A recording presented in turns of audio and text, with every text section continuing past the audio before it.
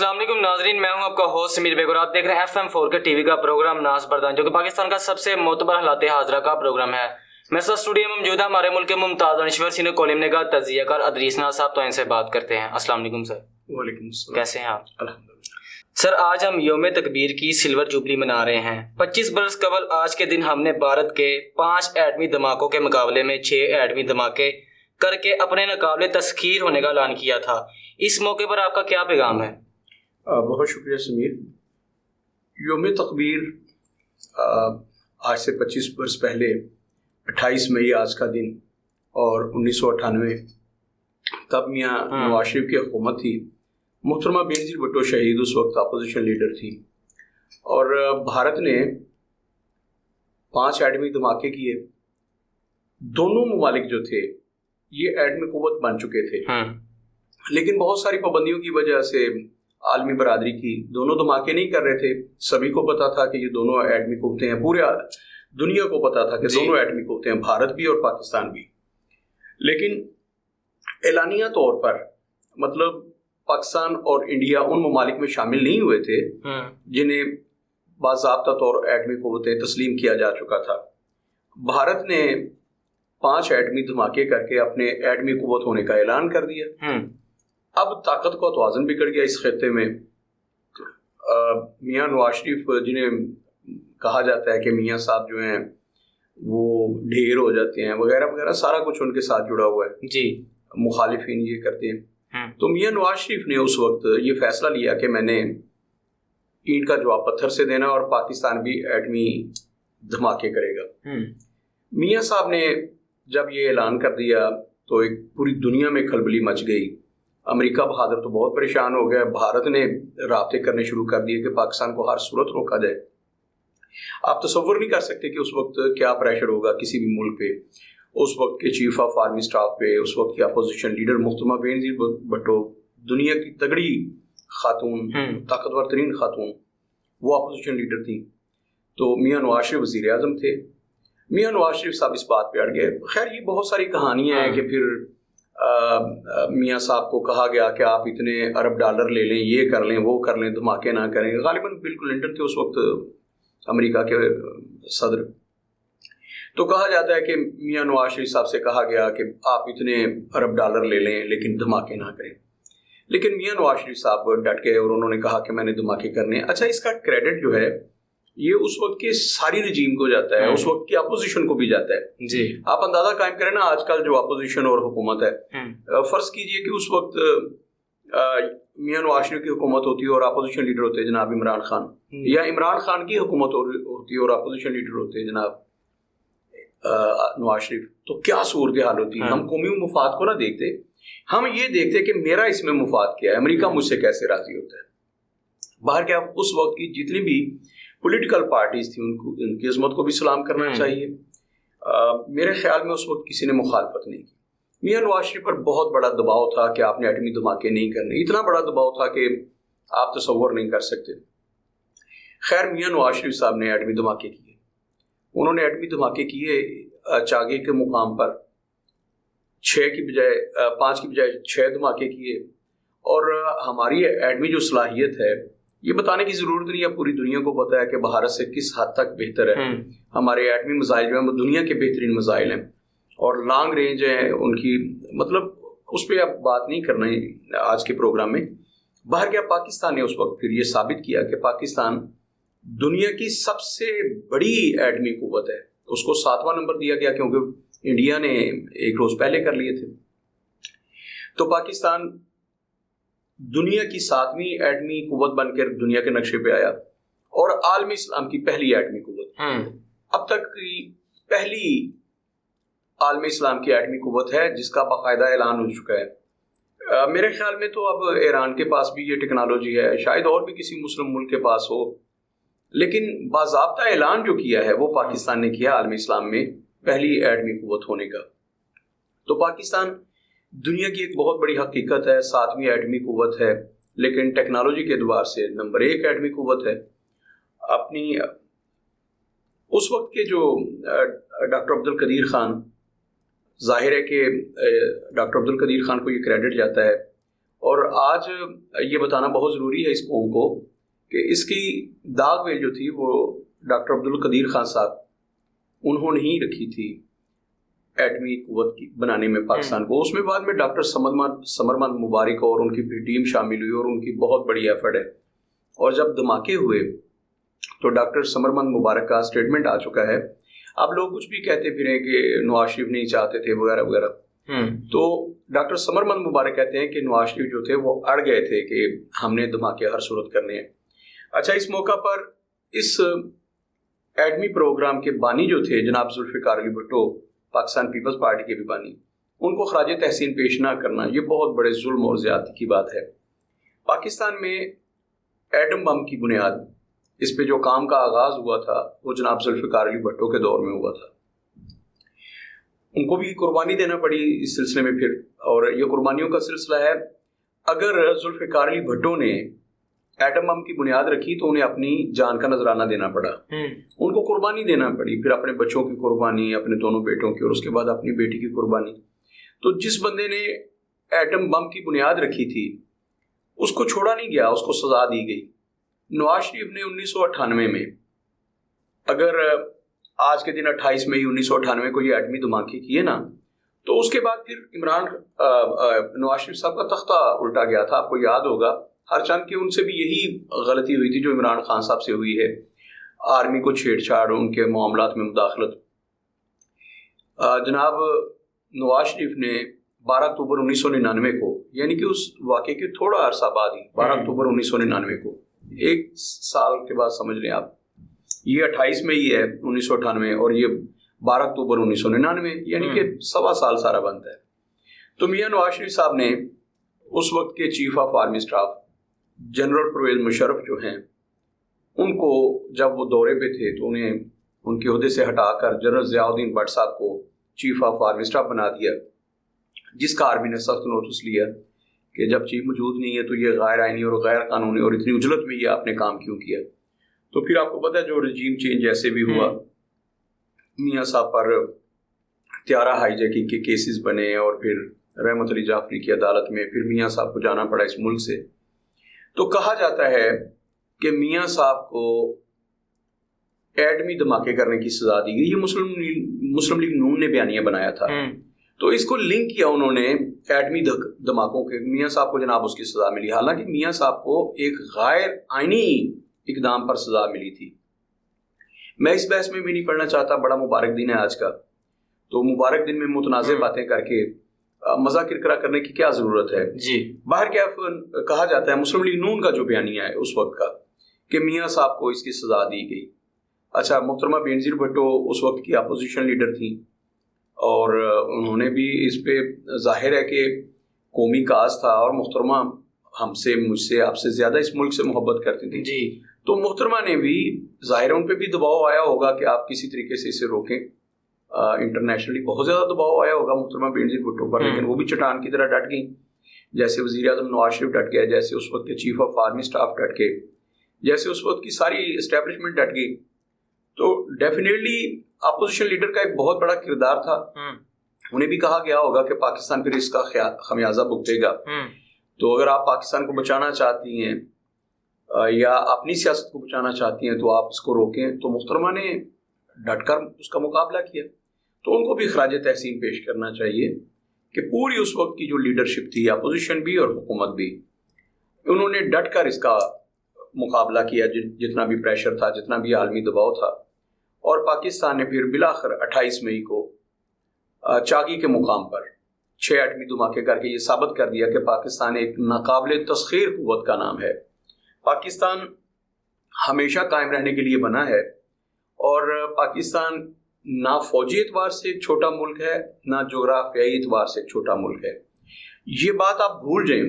بھارت اگر اپنے جغرافی کے اعتبار سے, اپنے حجم کے اعتبار سے, اپنی آبادی کے اعتبار سے اور اپنے فوجی تعداد کے اعتبار سے خود کو بڑا ملک سمجھتا ہے, تو وہ یہ بھول جائے پاکستان اس کو برابر کی ٹکر دے گا. پاکستان کے 7 لاکھ جو فوجی ہیں وہ اس کے 27 لاکھ فوجیوں پر بھاری ہیں. یہ پاکستان نے پیغام دیا, اور پاکستان کے سائنسدانوں نے یہ پیغام دیا, جناب ڈاکٹر عبدالقدیر خان صاحب اور جناب ڈاکٹر سمرمند مبارک اور ان کی پوری ٹیم نے, کہ پاکستان کے سائنسدان دنیا کے کسی ملک کے سائنسدانوں سے بھی کم نہیں ہیں، اور ایٹم میں تو خیر پوری دنیا میں سب سے آگے ہیں۔ اور پھر سمیر اس میں ایک اور بات لنک کرتا چلوں، اس کی سزا ذوالفقار علی بھٹو کو شاید ایٹم بم کی سزا نہ ملی ہو، سیاسی معاملات ہوں، شاید محترمہ کی شہادت جو ہے اس کے عوامل کچھ ہوں، جیسے میں نے عرض کیا شاید نواز شریف کی جو سزا تھی اس کے عوامل کچھ اور ہو، لیکن جس بندے کو خالصتاً اس بات کی سزا ملی کہ اس نے پاکستان کو ایٹمی قوت کیوں بنایا، وہ ڈاکٹر عبدالقدیر خان تھے جی۔ اس میں کوئی شبہ نہیں ہے کہ انہیں خالصتاً اس بات کی سزا ملی کہ انہوں نے پاکستان کو ناقابل تسخیر کیوں بنایا۔ پھر ڈاکٹر عبدالقدیر خان صاحب کے ساتھ جو ہوا اس نے اس قوم کو شرمندہ کر دیا ہے۔ ہم ڈاکٹر عبدالقدیر خان صاحب کی قبر کی مٹی کے ساتھ بھی آنکھیں نہیں ملا سکتے، پوری قوم۔ اچھا، جب 9/11 ہوا اور اس کے بعد پرویز مشرف سے کہا گیا کہ آپ کے ملک کے خلاف ہم ایک ایڈوینچر کریں گے، ان لوگوں کے خلاف جنہوں نے ایٹمی راز جو ہیں اور ایٹم کے پھیلاؤ میں مدد دی ہے، تو پھر ہمیں قربانی کا بکرا ڈھونڈنا پڑا، اور ہم نے صرف ایک فرد واحد پر الزام لگا کہ جناب ڈاکٹر عبدالقدیر خان جو ہیں انہوں نے ایک دوست ملک کو ایٹمی ٹیکنالوجی دی ہے اور اسے ایٹمی قوت بننے میں مدد دی ہے، یہ ہیں وہ غدار جنہوں نے ایٹمی پھیلاؤ کیا۔ تو ڈاکٹر عبدالقدیر خان صاحب پھر وہ بندہ جو سب سے بڑا محسن تھا، آج جس کی ہم سلور جوبلی منا رہے ہیں۔ میں نے پہلے عرض کیا کہ ذوالفقار علی بھٹو سے لے کر یہ سفر محترمہ بینظیر بھٹو سے ہوتا ہوا نواز شریف تک، یہ سارے مبارکباد کے مستحق ہیں، لیکن جو سب سے زیادہ مبارکباد کے مستحق تھے وہ ڈاکٹر عبدالقدیر خان تھے، جن کی کاوشوں سے، جن کی محنت سے، جن کی ذہانت سے، جن کی انتھک محنت سے پاکستان آج ناقابل تسخیر ہے۔ ہم بڑے فخر سے بتاتے ہیں، آج ہم اس کی سلور جوبلی تقریبات منا رہے ہیں، آج ہم بڑے فخر سے کہہ رہے ہیں، بڑے تفاخر سے ہم یہ بتاتے ہیں کہ ہم دنیا کی 7ویں ایٹمی قوت ہیں، ہم عالم اسلام کی پہلی ایٹمی قوت ہیں۔ ڈاکٹر عبدالقدیر خان جس نے یہ سارا کارنامہ سر انجام دیا تھا، پھر ہوا یہ کہ اس ڈاکٹر عبدالقدیر خان کو ہم نے غدار ثابت کیا، کہا کہ یہ ہے وہ دہشت گرد جس نے ایٹمی پھیلاؤ میں مدد کی ہے بہت سارے ممالک کی، اس نے دی ہے ٹیکنالوجی دوسرے ممالک کو بھی، اور یہ ہے عالمی مجرم۔ تو پھر اس کا نتیجہ یہ نکلا کہ ڈاکٹر عبدالقدیر خان باقی جو زندگی تھی ان کی، جس نے انڈیا کو ایٹمی قوت بنایا تھا، ان کے ڈاکٹر ابوالکلام، ان کو تو انہوں نے اپنا پھر صدر بھی بنایا بھارت کا۔ انہوں نے اس اپنے ایٹمی سائنسدان کو عزت اور توقیر دی۔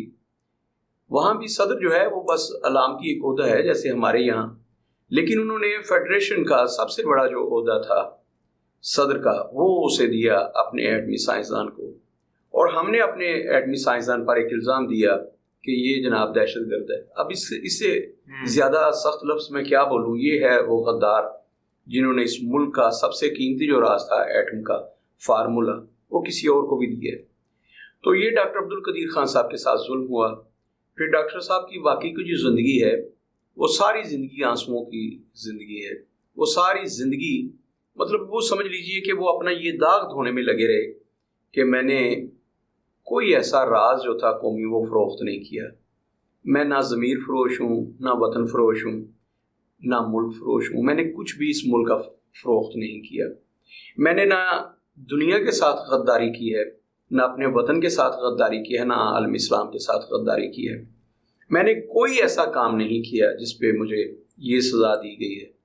تو ہم نے ڈاکٹر عبدالقدیر خان جنہوں نے پاکستان کو ناقابل تسخیر بنایا ہوا ہے، ان کی باقی زندگی فٹ پاتھ پر گزارنے میں ہم نے بڑی مدد کی۔ اس وقت ہماری مجبوریاں رہی ہوں گی بلا شبہ، اس وقت کے جو ہمارے چیف ایگزیکٹو اور صدر تھے جناب پرویز مشرف صاحب، ہو سکتا ہے بہت ساری مجبوریاں ہوں ان کی، ظاہر ہے کہ جیسے معاملات کو وہ دیکھ رہے تھے اس وقت اس انداز سے ہم تو نہیں دیکھ سکتے، لیکن بہت ساری جو غلط چیزیں ہوئیں ان میں سے جو سب سے غلط ہوا پرویز مشرف سے وہ ڈاکٹر عبدالقدیر خان صاحب کا معاملہ ہے۔ ڈاکٹر عبدالقدیر خان صاحب کے معاملے میں پرویز مشرف صاحب نے اچھا قدم نہیں اٹھایا۔ اگر یہ بھی ڈٹ جاتے تو کیا تھا، پھر ساری قوم بے شک اس کی سزا بھگتتی، لیکن وہ بندہ جو محسن پاکستان ہے، جو محسن اسلام ہے، اس بندے کے ساتھ ایسا ہونا، میرا دل آج بھی خون کے آنسور ہوتا ہے. تو یہ غلط ہوا تھا ڈاکٹر عبد القدیر خان صاحب کے ساتھ. پھر پرویز مشرف صاحب کی اور بھی غلطیاں ہیں کافی، مطلب اگر میں گنوانے بیٹھوں تو 2 درجن تو میں گنوا دوں گا کہ انہوں نے کیا کیا کہ آئین توڑنا وغیرہ وغیرہ. یہ مسلم لیگ نون کا اعلانیہ ہے جی، میرا نہیں ہے. مطلب یہاں پہ ڈکٹیٹرز آتے ہیں تو یہ خود ہی تو دعوت دیتے ہیں امپائر کو، جیسے اب عمران خان صاحب ایک دفعہ پھر پکارے ہیں اپنی مدد کے لیے، تو یہ خود ہی تو انہیں دعوت دیتے ہیں. خیر، ڈاکٹر عبد القدیر خان صاحب جس طرح سے اس دنیا سے گئے ہیں، اس طرح سے قومی ہیرو نہیں جایا کرتے، نہ قومیں اپنے ہیروز کو ایسے جانے دیتی ہیں. میں سمجھتا ہوں کہ جس طرح ہم یوم تکبیر مناتے ہیں، اسی طرح ہم ڈاکٹر عبد القدیر خان صاحب کی سالگرہ اور برسی کو سیلیبریٹ کیا کریں، بالخصوص ان کی برسی کو. یہ جو داغ ان پہ لگا ہے ڈاکٹر عبد القدیر خان صاحب پہ، یہ پوری قوم کو مل کے دھونا ہے. اگر آپ پوری قوم مل کے ڈاکٹر عبد القدیر خان صاحب کے ان کی قبر پر لگا ہوا یہ دھبا مٹا نہیں سکتے، تو آپ کو یوم تکبیر منانے کا کوئی حق حاصل نہیں ہے. میں سمجھتا ہوں کہ مجھے تو کوئی حق حاصل نہیں ہے کہ میں ڈاکٹر عبد القدیر خان صاحب کا ذکر کیے بغیر، ان کو خراج تحسین پیش کیے بغیر، میں ذوالفقار علی بھٹو اور میاں نواز شریف کو تو خراج تحسین پیش کروں کہ انہوں نے ایٹمی قوت بنانے میں داغ بیل ڈالی تھی ذوالفقار علی بھٹو نے، اور جناب نواز شریف نے وہ دھماکے کر کے پاکستان کو ناقابل تسخیر ہونے کا اعلان کر دیا، ان کو تو خراج تحسین پیش کروں. لیکن ایکچولی جس بندے کی محنت کی وجہ سے، جس بندے کی جد و جہد کی وجہ سے، جس بندے کی قربانی کی وجہ سے پاکستان ناقابل تسخیر بنا، وہ بندہ ایک داغ لے کے منو مٹی کے تلے چلا جائے، اور اس پر آج بھی یہ داغ ہو کہ اس نے اس ملک کے ساتھ غداری کی تھی، عالم اسلام کے ساتھ غداری کی تھی، اس قوم کے ساتھ غداری کی تھی. یہ ہمارے لیے بہت بڑا، میں سمجھتا ہوں یہ میرے ضمیر پہ داغ ہے. یہ 24 کروڑ عوام کے دلوں پر داغ ہے، ان کے ضمیروں پر داغ ہے. تو اس داغ کو ہمیں اب دھونا ہے. وقت گزر چکا ہے، آج حالات بدل چکے ہیں. میں سمجھتا ہوں کہ اس موقع پر آج کے دن جناب شہباز شریف صاحب کو یہ اعلان کرنا چاہیے تھا، اور وہ بھی بڑے ہو جاتے. جیسے نواز شریف کا نام زندہ ہے ایٹمی دھماکوں کے حوالے سے جی، وہ بھی امر ہو جاتے اگر وہ کہہ دیتے کہ اس وقت جو ڈاکٹر عبد القدیر خان پہ الزام لگا تھا، ہر چند کہ ان کی وفات کے بعد یہ داغ دھلے، لیکن دھل جانا چاہیے. یہ اعلان کرتے کہ ہم نے ڈاکٹر عبد القدیر خان صاحب کے ساتھ، ہم سے مطلب اس قوم نے، ہم نے ڈاکٹر عبد القدیر خان صاحب کے ساتھ بہت ظلم کیا، ان پر جو الزام لگایا تھا، اور ہم نے انہیں قربانی کا بکرا بنا کے پیش کر دیا عالمی قوتوں کے سامنے، عالمی سامراج کے سامنے، کہ یہ وہ بندہ ہے جو ایٹم کے پھیلاؤ میں مجرم ہے. تو آج ہمیں اعلان کرنا چاہیے کہ ہمیں تو فخر ہے اپنے اس قومی ہیرو پر، اپنے اس ایٹمی سائنسدان پر جس نے اس ملک کو، عالم اسلام کو ناقابل تسخیر بنایا ہے.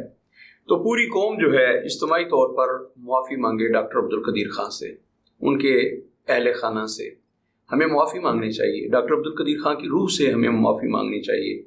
اچھا، آپ کہیں گے کہ یہ جذباتی سی بات ہے، اس سے کیا فرق پڑنا ہے؟ اس سے اتنا فرق پڑے گا آپ سوچ نہیں سکتے. اس سے قومیں بنتی ہیں، قوموں کا مورال اپ ہوتا ہے. وہ سائنسدان یا وہ لوگ جو کسی نہ کسی فیلڈ میں پاکستان کو ناقابل تسخیر بنانے میں، پاکستان کو اوپر لے جانے میں اپنا عملی کردار ادا کر رہے ہیں، ان لوگوں کے لیے ایک بہت بڑا میسج ہوگا، ایک بہت بڑا پیغام ہوگا.